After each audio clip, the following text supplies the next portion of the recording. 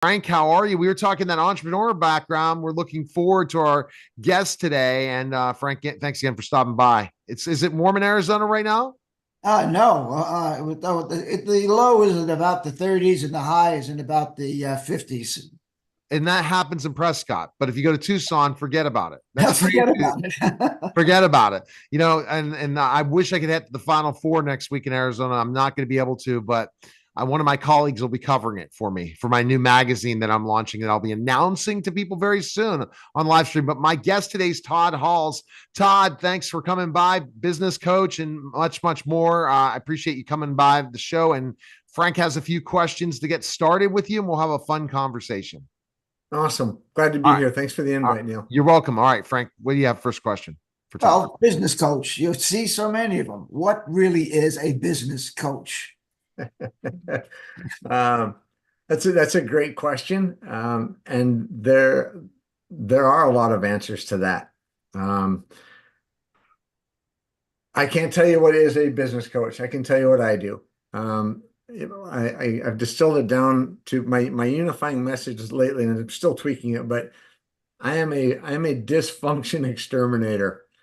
I don't that's what I've come up with for right now. I help businesses clear the clutter, the chaos. Well, I guess we never get rid of the chaos, but we bring it together in such a way that it becomes a symphony. And I Yeah. think that's what a good coach helps the business do. And I think it's very, very important. It's very interesting. I will listen to Marketing School podcast and Neil Patel and Eric Sue. And Neil always says, why hire a coach? Well, Eric's a big fan to hire multiple coaches for his business. Some of his colleagues, friends that he's had on Leveling Up with Eric Sue, these are all $1 million companies. They say they hire a coach for a specific area to come in, teach the team, and go on. So, coaching in a lot of ways could be executive coaching, it could be so many different things. That's the process. And when you look at dysfunctionalism, where do you see dysfunctionalism? I think everyone writes down and says, hey, this is how you should run a business. That's it. And if you don't stick to this program, that's why you're not successful. Not true at all, right? I agree with that. There's so many variables you can't, and I don't know if there's any one program because we're people. There's the human factor, right? And so Yeah. if you just bring the system without the human factor, I don't think it doesn't serve as well as it could. It still serves great, but not as well as it could. So the framework that I use when working with businesses is called system and soul for that very reason, because we've got the system part of it, the tried and true things like an org chart and a scoreboard and weekly meetings, etc. But then we get really intentional about addressing the soul of the company, the culture, the values, the people, how we're developing our leaders so they can develop leaders. And so, yeah, to your point, it's not a one size fits all. There needs to be some customization available. And that's what we do at Media Giant Marketing, and that's what we do at Hollow Man Publishing, and that's what we do. I want to work on is customization of for the client. We're always saying we're going to niche down and we're going to specifically create a system, and our customers are going to stay. That's not true. Now, Frank is an entrepreneur, and Frank, you were telling me in your background, I was really intrigued by you. I said, so what was your day job? I said, it was an entrepreneur, and you had successful businesses. Do you believe there's a one size fits all for how you should be an entrepreneur or business owner? Well, that's the question I wanted to ask Todd. Todd, do business coaches specialize in a particular area like marketing, operations, sales, or something like that? Or do business coaches use some general rules of thumb that they could go into any kind of aspect of a business and help them? Yes. Yes. Okay. Yes. So so there are generalists, but then a good generalist, if he sees a real need in the sales department, should be able to say, "Hey, we need to look at hiring a sales coach to come in and help with that because it's more specific, it's more specialized than what I can help with. But as your coach, we've identified this as a need. Conversely, if you've got a marketing coach in there or helping them out, and he's looking at the rest of the chaos around him, he may say, "Hey, I'm helping with the marketing, but we really need to bring somebody that's more of a generalist that can help with the overall structure and framework of the company." And so It's both, I think. In Should you? my computer business, give you an example.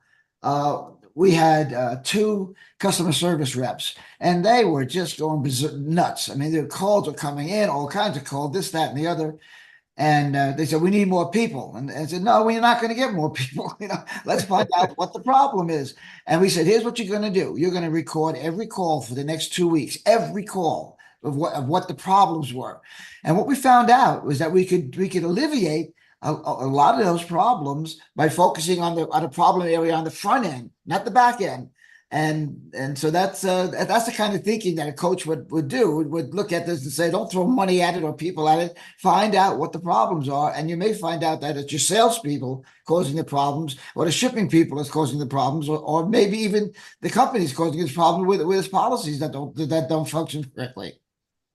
You bring up a great point, and it's the solving the symptom. And we see it all, we see it all the time when we need a Band-Aid on that. Oh, we got to put a Band-Aid on it. We got to get a, well, what's happening? Well, every time I go around the corner, I scrape my arm.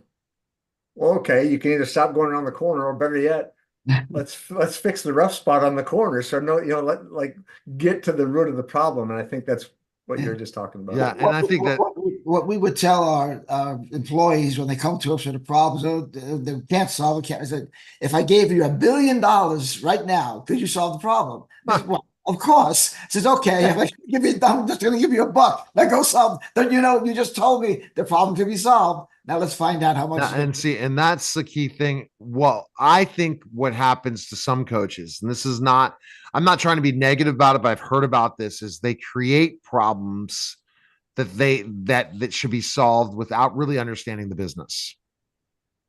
Creating the problem, saying, you need to change everything you're doing, even though you're seeing a growth. We're going to go this direction without really a proven track record if it's going to work or not work. That's where I think the research of a coach has to come into place. And I think that they have to have it say it was going to work. And I know it's going to work for this business, because they could have the wrong marketing. They could have the wrong business and they've been able to grow to a certain level, and there's no way they're going to grow anymore. And for anyone else to try to fix the problem, it's going to cause more problems. What are your thoughts? So it's interesting the way you said that. And it gets into the gray, murky area of coach, consultant, advisor, mentor. Like who did I hire, right? Yeah. From my style of coaching, I can't imagine. I gotta be careful. As of yet, I can't imagine telling one of my customers, this is the way we're going to run your business, because it's their business.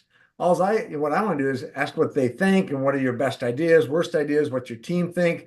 What's the biggest threat we have? Okay, if we work this way, what's your best scenario, worst scenario? Can you afford that sort of risk? If not, then what are we doing talking about it? So I got stumped right at the beginning of that one. You're getting it. That's where the conversation goes, because that's the thing. Here's the thing that happens. Like, let's say my company grows another 10x, which is going to happen. It's going to happen faster than I think. I'm going to need to bring a coach in, but I'm going to need to be a coach that's higher level than me, meaning they got to be, doing as well in a company before, have proven that with other people and able to do it. A mistake is everyone hires a business coach thinking, hey, they're going to listen to my problems. They're going to figure things out. And yeah, they may be able to figure it out. And people put themselves out there as their great coach with really not showing a proven track record that they really can work with that individual. That's the problem. I mean, I listen to these unbelievable gurus and I say, if I had, and that's my point, Frank. That's my point, Todd. I'm just saying, as I continue to let this brain think about things and think about my career, starting had a tutoring business, then I kind of had a marketing business, then kind of changed it to a niche business, to now being a serial entrepreneur. I say to myself, I self-coach myself, but when I get to a certain level, when that level comes and I can work and I have the budget in my business to invest in a coach, I would invest in a high level performance coach. but I think I can get to the level where that high level performance coach that I'll need, or my team will need, because that's the hard part. But I think that I see so many coaches out there, I coach business. You don't seem like it, Todd. So you're helping in an area that lots of people in business make mistakes, because I was watching some of your Facebook stuff, and that involves specifically enough. And I really think it's a great idea. The operations side of a business, really looking at the ins and outs of how it's run on a regular basis every day, because that is the lifeblood of a company. Marketing is the lifeblood of a company. Operations is the lifeblood of a company. Getting sales is sure as heck. But if you don't have all three engines running really well, you're not going to be a high performance business. And that's what a business coach has to kind of evaluate, right? But you think is it operations is your secret sauce?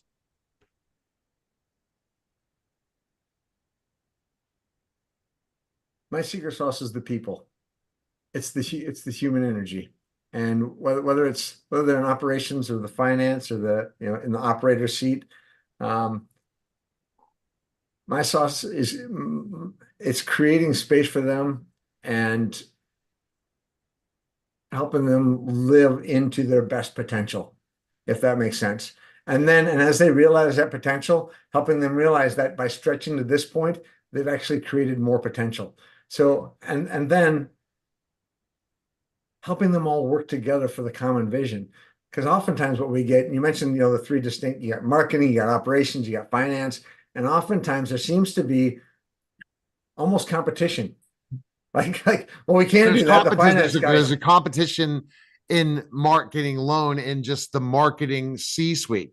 There's competition in the sales C-suite. Well, how do we use sales? We do inside sales, or we're out there and do the out in operations side. Is it the IT department, or is it more the operations department on the other end? So there's competition in that's the hard part. And human beings working together, the further you scale your business. Yeah. So coming back to your question, my expertise isn't in marketing or operations or finance. My expertise is bringing all those people together to achieve the common shared vision of the company. What kind of size companies do you work with? Up to about 20 million. Can work higher, but so far that's where it's been. What's the lowest you work with revenue? Solopreneur doing 100 and six, a low six figures. Interesting. And what do you see the difference in those two? And then I'm gonna let Frank have one more question before we let you go. Like how a solopreneur's brain thinks versus a one that's doing 20 million, because that's really hard to kind of place those two people together in a way and coach both of them. You must have that. The solopreneur is, well, they're both plagued by their own doubts, right? But the solopreneur really needs to get out of their own head even more. Like just it's that self-belief, right? And then in the midst of that, just sorting out what's most important for them to do next, right? Instead of, well, I think I'm going to try this. Nope, I'm going to try that. But I've got a saying, be impatient for action and patient for results. So decide on something, take action, and stick with it long enough to see if it's working. Like let it work, because most things will if you diligently go after them. The guy that's got a team, so now he's got, at 20 million or 50 million, he's got a leadership team around him, right? So it's not him by himself. So he's still got those voices in his head, but he's showing up, and probably he's the go-to, or she is the go-to gal. Like, hey, we've got this come up. Well, just do this. Okay, just do this. And they haven't fully let go of the reins yet, right? And so the big difference is helping them get the systems in place so that we establish organizational clarity. Everybody knows where we need to go. We've got transparency and accountability. So they don't have to wonder, hey, is this getting done? Because they can, in a glance at their scoreboard, know that, oh, the pulse is good. And we free them up, that leader, to let go of all the crap that they don't enjoy doing anyhow. right? But for so long they've been the go-to person, and we can let them delegate that to this awesome leadership team that they've curated and developed. They can get back to either doing what they love in the business, coming back to life and their passion for it in the first place, or maybe there's the point where, they're doing pretty good, and I've always been interested in this. I Right. can keep my fingers on the pulse of my business, and now I'm free to explore this other thing. So that's, That evolution goes fast. It's yes. happened to me really quickly, where I went from a solopreneur to now having a team to now having multiple businesses and now taking myself into a direction of something else, another project, and it makes it fun and it feels like being a CEO with multiple to really go into these different things, and it's exciting and it makes it fun because that's if business isn't fun, get the hell out of it. That's the bottom line because it's going to drain you, it's going to kill you, and it's going to or sell it. All right. So your ideal client, Todd, how can people find information on you, learn more about you, and hire you? They can find me on LinkedIn. Just search Todd Halls on LinkedIn. They could go to my website, www.coachtoddhalls.com, and the spelling is TODDHALLS. Yeah, those are the best places. Facebook, of course, Todd TD Halls or Todd Halls on Facebook. They could call me 507-382-6500 or email me todd@coachtoddhalls.com. We love it. Thank you, Todd. All right, that you're listening